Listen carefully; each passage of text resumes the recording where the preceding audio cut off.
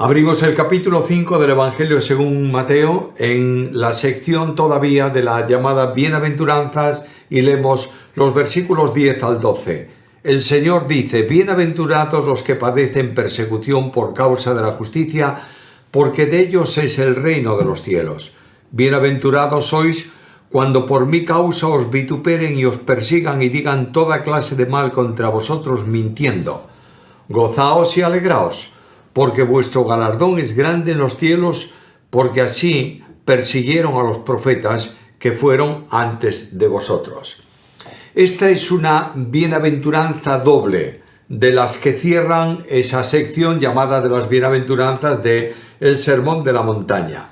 Ahora, lo sorprendente de todas las bienaventuranzas es que son contrarias al pensamiento del hombre. Se le ha llamado feliz, dichoso a los que tienen hambre y sed de justicia. Se llamó bienaventurados a los pacificadores. Se llama bienaventurados a los que lloran. Y ahora viene y dice: bienaventurados sois cuando os persigan. Cuando leo la bienaventuranza de hoy, encuentro tres cosas en ella. En primer lugar, están las condiciones para ser feliz. Bienaventurados sois cuando por causa de mí os vituperen. De manera que el vituperio, la persecución, tiene que ver con una causa concreta, la relación con Cristo. En segundo lugar, están las razones para esta bienaventuranza. Y esta bienaventuranza tiene que ver con la oposición que el mundo va a producir siempre en la vida del cristiano por el hecho de ser cristiano. En tercer lugar está la bendición. Dios bendice a los que son perseguidos porque estos tienen un galardón grande en los cielos. Y además, porque no son los únicos que son perseguidos, sino que tienen la referencia a los profetas que a lo largo del tiempo, por ser fieles a Dios, fueron perseguidos también. Primeramente, pues, las condiciones. Primera condición, versículo 10. Bienaventurados los que padecen persecución por causa de la justicia. Para los judíos, la persecución y el sufrimiento eran indicativos de desagrado divino. De ahí que cuando Job se quejó, y eso ya es antes de la ley, pero ya en el contexto antiguo, cuando Job se queja de su situación, los amigos le acusan de haber hecho algo porque Dios no permite una experiencia tan desagradable como la que Job estaba experimentando para aquellos que son justos, sino para los que son injustos. Y así pensaban ya en tiempos de Cristo los discípulos. De modo que los discípulos ven a un hombre que es ciego de nacimiento, Juan capítulo 9, versículo 2, y le preguntan al Señor: dime, ¿quién pecó, este o sus padres, para que nacieran ciegos? Este era el concepto. Dios no bendice a los que son malos o a los impíos. Dios persigue, digamos así, retira sus bendiciones a los que son pecadores. Los malos no pueden tolerar a los justos, y esto forma parte de la razón por la que son perseguidos. Leo el Salmo 37 y versículo 14, y dice: los impíos desenvainan espada, entesan su arco para derribar al pobre y al menesteroso, para matar a los de recto proceder. La condición espiritual del creyente es una condición contraria a la del mundo. Por eso el Señor dice, Juan capítulo 15, versículo 19, si fuerais del mundo, el mundo amaría lo suyo. Pero porque no sois del mundo, antes yo os elegí del mundo, por eso el mundo os aborrece. La primera gran verdad expresada en el versículo es esta: el creyente no es del mundo. Estamos en el mundo, pero no somos del mundo. En razón de la salvación, Dios nos ha santificado. Significa que nos ha separado para sí. Y el Señor Jesús, en el capítulo 17 de Juan, versículo 16, en la oración al Padre le dice: Padre, ellos no son del mundo. Del mismo modo, así como tampoco yo soy del mundo. Yo soy tu hijo, he venido del cielo a la tierra, he vivido en el mundo, pero ajeno totalmente a los problemas, a la problemática pecaminosa del mundo, ellos lo mismo, porque han sido santificados. Por eso, si fuesen del mundo, el mundo aplaudiría su forma de vida. Pero como no son del mundo, el mundo los aborrece porque entran en una vida de contrasentido, en una posición de contracorriente a lo que el mundo practica y vive.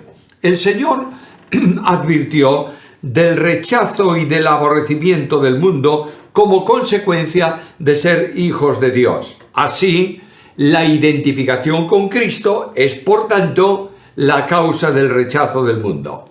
Cuando Cristo viene al mundo, se presenta en una de las manifestaciones públicas suyas, hace una afirmación y dice: yo soy la luz del mundo. El mundo no puede aceptar esa luz por una razón.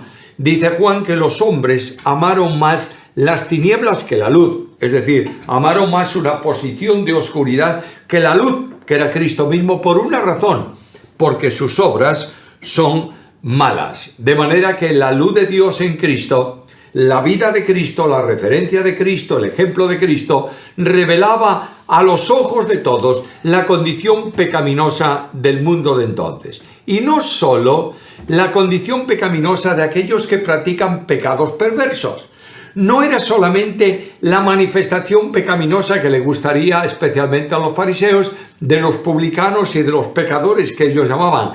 Es la manifestación pecaminosa de la hipocresía de los religiosos, que cubiertos con esa capa de hipocresía engañan a los demás para hacerles creer que son rectos delante de Dios.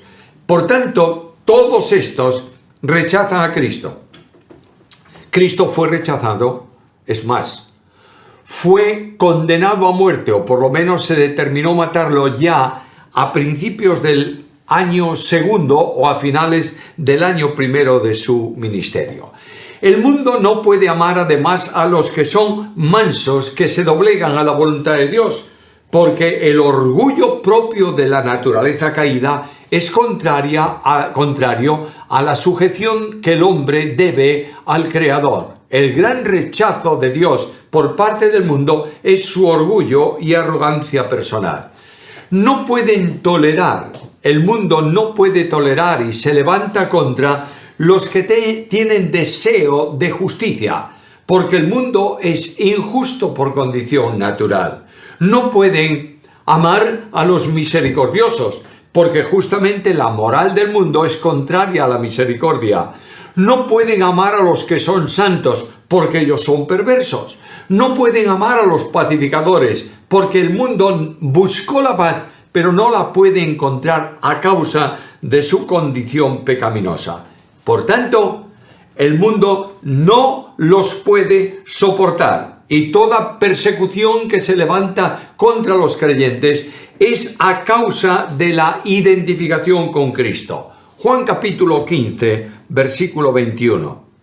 Mas todo esto os harán por causa de mi nombre, porque no conocen al que me ha enviado. Es decir, ellos hablan de Dios. Es más, pueden cantar canciones acerca de Dios en las solemnidades de los sábados, en las fiestas solemnes en Jerusalén. Había canciones que hablaban de Dios. Se leía la palabra de Dios en la sinagoga cada sábado. Pero estos no conocían, en el sentido de que no tenían una relación vivencial con Dios. Por tanto, rechazan a todos aquellos que, a diferencia de estos, están viviendo una vida de santidad y de aceptación delante de Dios.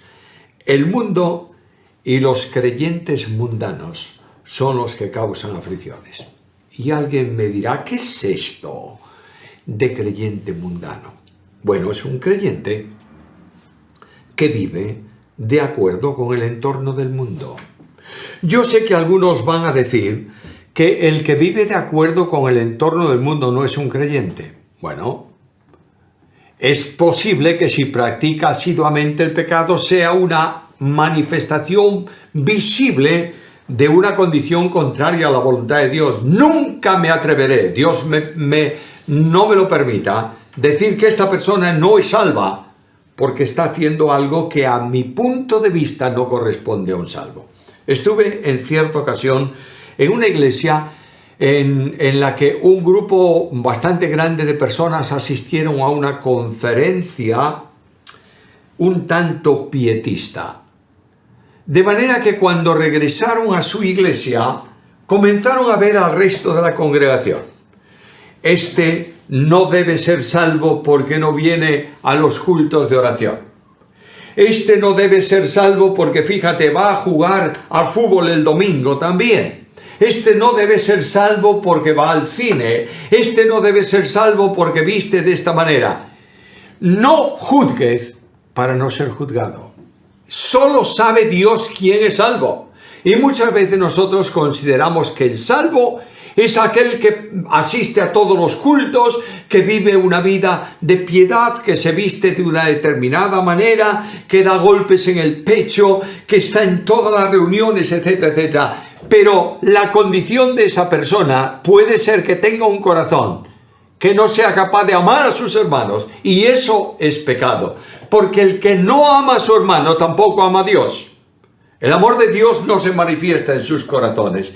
Tengamos mucho cuidado con lo que se llama piedad aparente o religiosidad en las personas que no evidencian la realidad de la salvación. Incluso estos, persiguen a los que viven piedad, pero la viven en gozo. A los que no practican una serie de normas que le ha impuesto la religión, pero aman a Dios con corazón vivo. Estos que no asisten a tantas reuniones, pero son santos delante de los ojos del mundo. Estos que cumplen su horario en el trabajo. Estos que viven para atender las necesidades de los que tienen necesidad. Estos que visitan a los enfermos. Estos que oran por los desanimados. Estos son perseguidos no solo en el mundo, sino dentro de la iglesia. Escucha lo que dice Pablo. Todo aquel que quiera vivir piadosamente. ¿Cómo? En Cristo Jesús. Es decir, viviendo como Cristo viviría. Todos aquellos que quieren vivir piadosamente en Cristo Jesús padecerán persecución. Y aquí Cristo dice, bienaventurados sois cuando os persigan y os vituperen y hablen o digan toda clase de mal contra vosotros. La segunda causa íntima de dicha en esa bienaventuranza, versículo 11, la segunda parte, digan toda clase de mal contra vosotros mintiendo.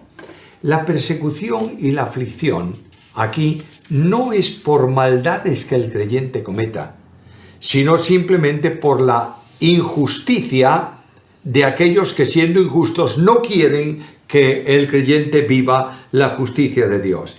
Es la persecución para quienes tienen hambre y sed de justicia, en la bienaventuranza que hemos considerado en el versículo 6. Todos aquellos que tienen hambre y sed de justicia, es decir, de vivir una vida justa como corresponde delante de Dios porque han sido identificados con Cristo, estos no son fácilmente tolerables por los hipócritas. Pedro tiene una enseñanza semejante. Os invito un momento a la carta primera de Pedro. Carta primera de Pedro, capítulo 2, versículos 19 y 20. Primera carta de Pedro, capítulo 2, versículo 19. Porque esto merece aprobación si alguno a causa de la conciencia delante de Dios sufre molestias padeciendo injustamente. Pues, ¿qué gloria es si pecando sois abofeteados y lo soportáis? Mas si haciendo lo bueno sufrís y lo soportáis, esto ciertamente es aprobado delante de Dios. Pasa un momento al capítulo 4 de la misma carta, primera carta de Pedro, capítulo 4, versículos 12 al 16. Amados, no os sorprendáis del fuego de prueba que os ha sobrevenido como si alguna cosa extraña os aconteciese, sino gozaos por cuanto sois participantes de los padecimientos de Cristo, para que también en la revelación de su gloria os gocéis con gran alegría. Si sois vituperados por el nombre de Cristo, sois bienaventurados, porque el glorioso Espíritu de Dios reposa en vosotros. Versículo 15. Así que ninguno de vosotros padezca como homicida o ladrón o malhechor o por entremeterse en lo ajeno, pero si alguno padece como cristiano, no se avergüence, sino glorifique a Dios por ello. El cristiano sufre molestias a causa de su conciencia delante de Dios como consecuencia de la limpieza del corazón que conduce a acciones limpias delante de los hombres. De otra manera, el auténtico creyente no puede soportar el pecado. El sufrimiento por el pecado personal no es gloria ninguna para el creyente. Si tú has cometido un pecado y recibes la consecuencia a ese pecado, no te quejes porque es la consecuencia lógica a tu forma de vida.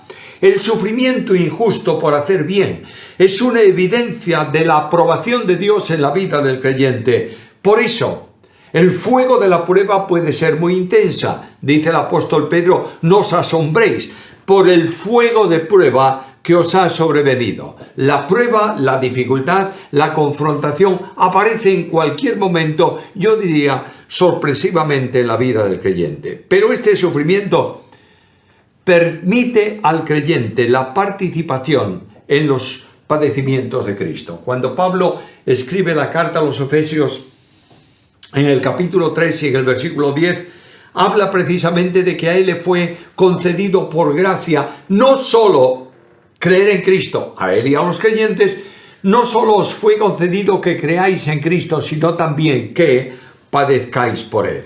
El creyente está en el padecimiento. A veces tenemos la idea de que ese sufrimiento, esa confrontación, tiene que ver con una experiencia solitaria en la vida cristiana. Pero escucha lo que dice el Salmo 91, cuando estás en la prueba, en la dificultad, en el padecimiento, en el sufrimiento, por el testimonio de Cristo. El Salmo 91, el Señor dice, versículo 15, con Él estaré yo en la angustia. Los sufrimientos por Cristo son una concesión de la gracia. El apóstol Pablo dice en el versículo que citamos anteriormente que a él le es concedido por medio de estos sufrimientos formar parte, participar de lo que falta a las aflicciones de Cristo. Alguno puede preguntarse, ¿es que no cumplió Cristo con todas las aflicciones necesarias? Sí, para la obra de redención.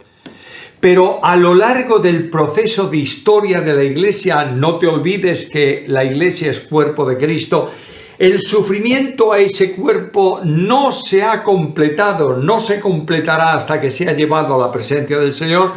Por tanto, es lo que resta a las aflicciones de Cristo, que siente, que experimenta por medio de su cuerpo, que es la Iglesia. Las dificultades proceden de la mentira y de la maldad de los enemigos del cristiano. Para que esta bienaventuranza pueda producirse, tienen que ser falsas las acusaciones que hacen. Leo nuevamente el versículo. Bienaventurados sois cuando por mi causa os vituperan y os persigan y digan toda clase de mal contra vosotros, mintiendo. No es verdad la acusación. A Cristo le han acusado permanentemente mintiendo de cosas que no eran verdad. La peor, la más grave, la más tremenda, es que aquellos de los tiempos de Cristo sabían que Cristo era el Mesías. Sabían que Cristo como Mesías estaba expulsando demonios por el poder del Espíritu. La gente estaba asombrada viendo las señales. Y los fariseos dijeron a las gentes, no creáis en Él, porque no echa demonios por el poder del Espíritu, sino por Belcebú. Por tanto, es un aliado del demonio, es un endemoniado. Él es un endemoniado y el Espíritu Santo es Satanás. Ese es el pecado imperdonable del que Cristo dice que no tiene perdón ni en este tiempo ni en el venidero, porque es un pecado hecho conscientemente, voluntariamente, con plena conciencia que ofende a Dios de una forma grave y no es perdonado porque el que lo comete lo hace con intención de ofender. La panorámica del sufrimiento y de la persecución forman parte de la experiencia de la vida cristiana. Y el Señor me advierte a mí hoy, os advierte a vosotros diciendo, en el mundo tendréis aflicción. A lo largo de mis 40 años de ministerio pastoral, he padecido muchos ataques, he tenido muchas dificultades en el ministerio, no por lo que llamamos mundo ahí afuera, sino por creyentes mundanos dentro de la iglesia. Por creyentes que adoran las formas y la doctrina, pero no adoran al Dios de la doctrina. Y debo entender que todas esas confrontaciones espirituales sirvieron para afirmar mi fe y para darme victoria en dependencia de Cristo, que es la victoria que vence al mundo. Segundo, las razones. El gozo en las persecuciones, segunda parte del versículo 10. Porque de estos que son perseguidos, de los tales es el reino de los cielos. La evidencia de que son del reino se manifiesta por la persecución por parte del mundo. Es decir, ellos no entran al reino porque son perseguidos, sino que han entrado al reino y porque están en el reino son perseguidos. Y estos que son perseguidos van a recibir recompensa por su fidelidad. En el presente tienen el título de herencia que les corresponde a los hijos de Dios. Ni una sola de sus lágrimas pasa desapercibidos para Dios. Escucha el Salmo 56:8. Mis huidas tú has contado. Pon mis lágrimas en tu redoma. ¿No están ellas en tu libro? Mientras los enemigos se gozan en el sufrimiento del creyente, Dios toma nota en su libro. ¡Qué impresionante responsabilidad hacer llorar a un hijo de Dios! ¿Sabes por qué? Porque el profeta Zacarías en el capítulo 2, versículo 8 dice estas palabras: el que os toca la niña de mi ojo. Los enemigos se gozan viendo sufrir al creyente, pero Dios va a actuar contra los enemigos. Apocalipsis 18:6. Dadle a ella como os ha dado, y pagadle doble según sus obras. En el cáliz en que ella preparó la bebida, preparadle a ella el doble. Voy a otro texto del Nuevo Testamento, porque alguno me va a decir, estás tomando versos que tienen que ver versículos, no versos. A veces llamamos verso al versículo. Un versículo no es un verso es un trozo de un poema. Un versículo es un pedazo en que se divide una escritura. Pero dejo ese versículo del Antiguo Testamento o de la profecía de Apocalipsis y me paso a otro versículo para que nadie diga estás espiritualizando o alegorizando un texto. Versículo 4 de la segunda epístola a Timoteo, capítulo 4, versículo 14. Alejandro el calderero me ha causado muchos males, el Señor le pagará conforme a sus hechos. Ahora, qué bendición. ¿Hablan mal de vosotros mintiendo? Pero de vosotros es el reino de los cielos. Ya, ahora. Voy a Colosenses 1:12 y leo las palabras de que Cristo es no solo esperanza de gloria, sino que Dios nos libertó del poder de las tinieblas y nos ha trasladado al reino de su amado Hijo. Sé que hay algunos intérpretes de la Biblia que dicen que hoy no estamos en el reino, que estamos en el reino de Dios. El reino de Dios es un reino general, universal, en donde Dios es reconocido, pero que el reino de los cielos será un día en el reino milenial de Cristo. Quiero decirte con la autoridad de la Biblia, busca Mateo capítulo 13, en unas parábolas que tienen que ver con la iglesia. Mira este versículo de Pablo. Quiero decirte que reino de Dios y reino de los cielos es exactamente la misma cosa. Utilizando Mateo el lenguaje propio de los judíos y el resto el lenguaje general para que las personas lo entiendan. Quiero decirte que estamos en el reino de Dios. La iglesia es el reino de los cielos en el tiempo presente, pero lo va a ser también en la herencia futura. Y los sufrimientos de hoy en día tienen una gran bendición para el creyente. ¿Sabes cuál es? Esta tribulación momentánea produce en nosotros un cada vez más excelente y eterno peso de gloria. Segunda carta a Corintios, capítulo 4, versículo 17. Versículo 12 del Sermón de la Montaña.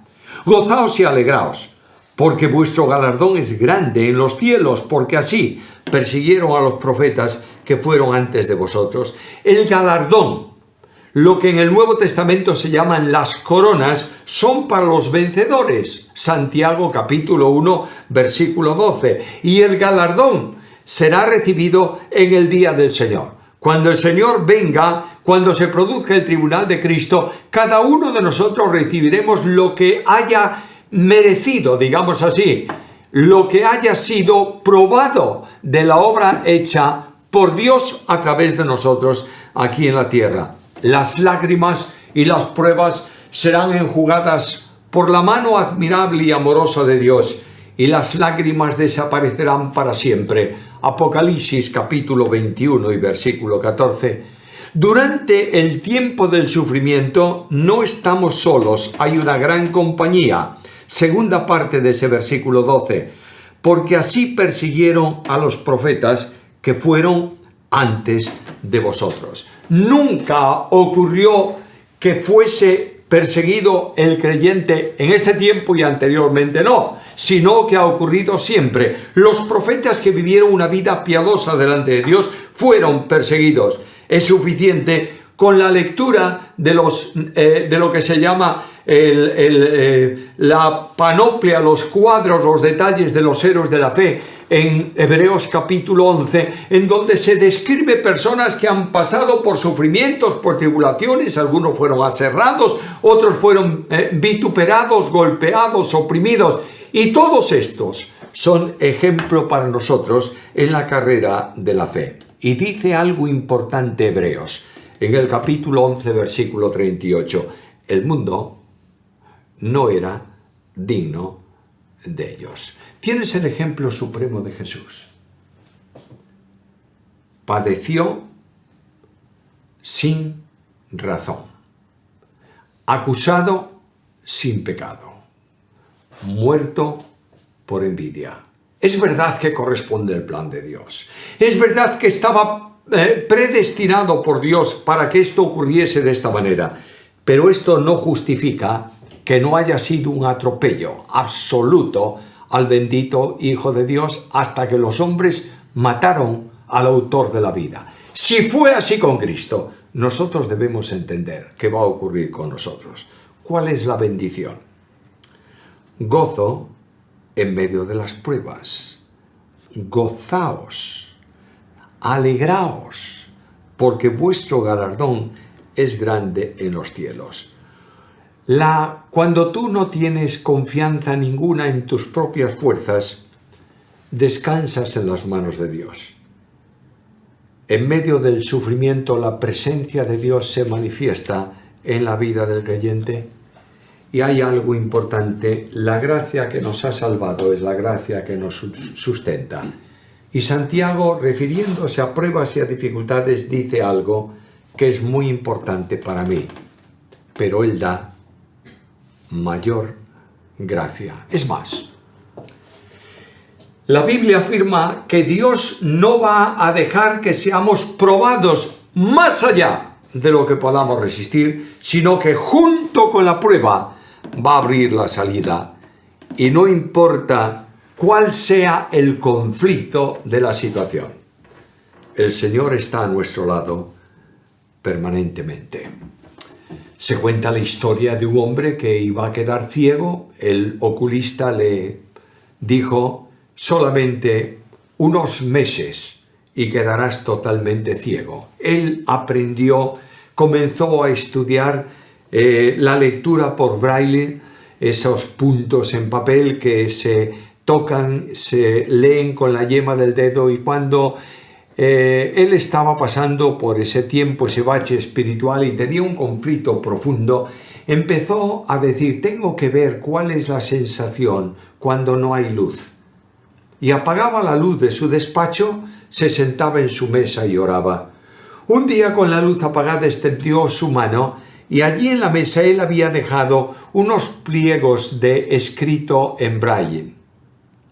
Y sus dedos pasaron por encima de los puntos. Y leyó estas palabras: Jehová redime el alma de sus siervos. No serán entristecidos cuantos en él confían. Y esta confianza en el texto que sus dedos descubrían le dio la paz para aquellos momentos y la tranquilidad que, según su testimonio, disfrutó en su ceguera el resto de sus días. Vuelvo a la bienaventuranza. Bienaventurados sois cuando os persigan. Gozaos y alegraos, porque vuestro galardón es grande en los cielos.